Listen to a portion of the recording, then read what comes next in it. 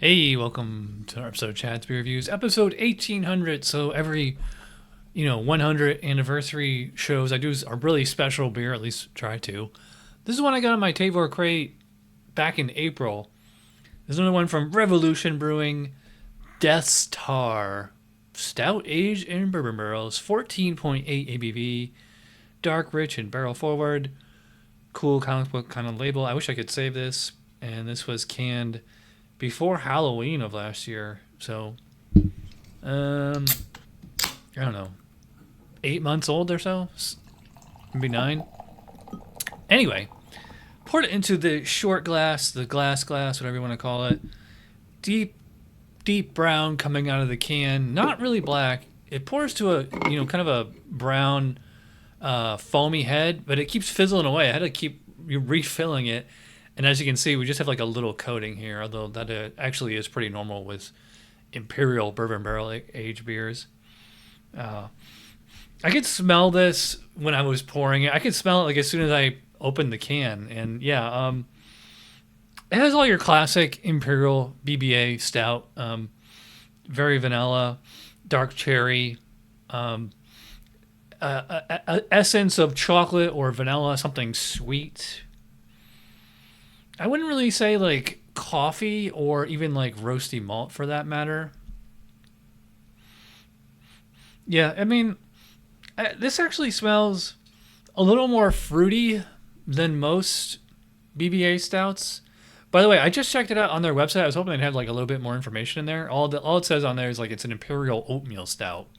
So I don't know where the barrels came from or what hops or malts are in this or what, but actually I think this is this will be, I guess this is kind of like the baseline brew for their whole Death series, because every other beer in the series that I've had has had like something added to it, and this is the unadulterated one. Let's give this one a check. Whatever.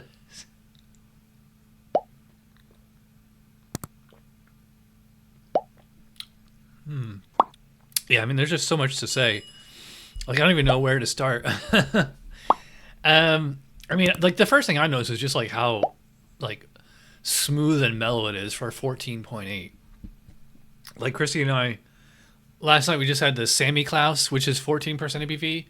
And that was, like, way more boozy than this one. That was, like, a 7-year-old can. This is only, 7 or 8 months. So, yeah, I mean, like, the first thing that hits me is, like, a kind of 50-50 like intense fruit thing, like as if like some kind of fruit puree, and also like a chocolatey syrupy sensation, or maybe just like straight vanilla. So it's like sweet, it's fruity. The alcohol is there at the whole time, but like I said, it is just so mellow. I'm really trying to like concentrate on like the malts and hops and all that stuff. This is like, I find like when you get like Imperial Stouts like this big, like you kind of just like start missing out on like roasting as it just becomes, it's funny, as they call it tar. And like, that's a great name. Yeah, vanilla, dark fruits. One thing that I have noticed is that this isn't quite the sticky syrupy sensation I thought it was going to be. I mean, it's 14.8. You're going to that, like, you would just like assume like a thick body. I mean, don't get me wrong, this is certainly much bigger and thicker than like Bud Light or something like that. But yeah, like it doesn't have like, which is actually nice. It doesn't have like that any kind of cloying, sugary sensation. Because I think like when you have like a high alcohol like that, like so like it's rich, it's sweet, even though like there's no actual pastry additives in here. Like there's no chocolate or vanilla or hazelnut or anything in here. There's no coffee. But it almost seems like it is, because it's just like so like such a rich, depth of character as far as that, base brew. And also I think the bourbon barrel aging has a lot to do with that. Like I would say like the bourbon barrel is almost like the star of the show here. I'm probably is. It's like vanilla. It's very vanilla. It's the actual taste of bourbon without that, 80 proof alcohol. Don't get me wrong, like this definitely is like warming. There's a residual warming in the throat. but it's like, you know, it's so rich and sweet up front. But then at the same time, like you have the alcohol in there to just kind of dry it out. Really nice kind of dark chocolate on the back end there. So it's like, you know, it's kind of, I would call it like, you know, kind of like bitter, sweet chocolate, baker's chocolate, whatever you want to call it. It's definitely not milk chocolate. This doesn't taste like a candy bar you get in the vending machine. It doesn't really taste like, you know, cake or donuts either. Like this just tastes like a classic, you know, one of the best bourbon barrel aged imperial stouts. By the way, I love the name on this. I think the can is kind of the artwork is, it's like you can't really tell what's going on. Like you have to like turn it around, but like it needs more context. And I wish they would use stickers instead of printing it right onto the can. So it does deliver as advertised. By the way, I get like a little bit of like a almost like a berry kind of sensation, but it's definitely, you know, it's quite fruity for such a dark beer. I would love to do a side by side with this with like Worldwide Stout. Yeah, like that was a great beer too. You know, most bourbon counties very comparable to this. Like I don't really have anything.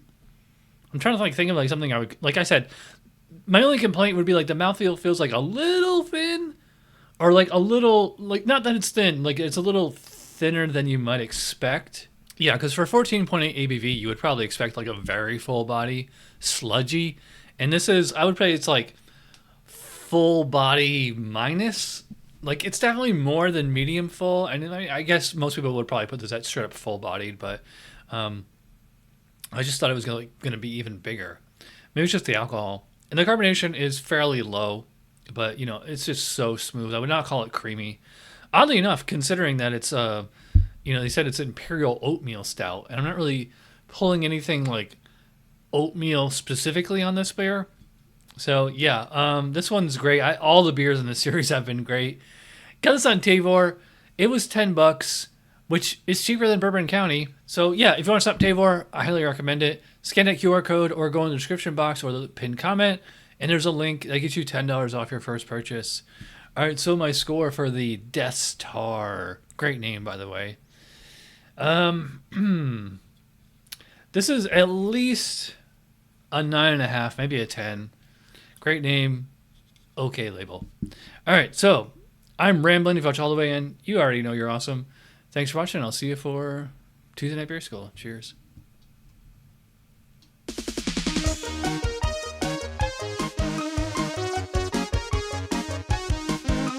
Somebody brewed it. Chad just reviewed it. Thanks for watching Chad's Beer Reviews. Trust me, the next episode will be a lot better.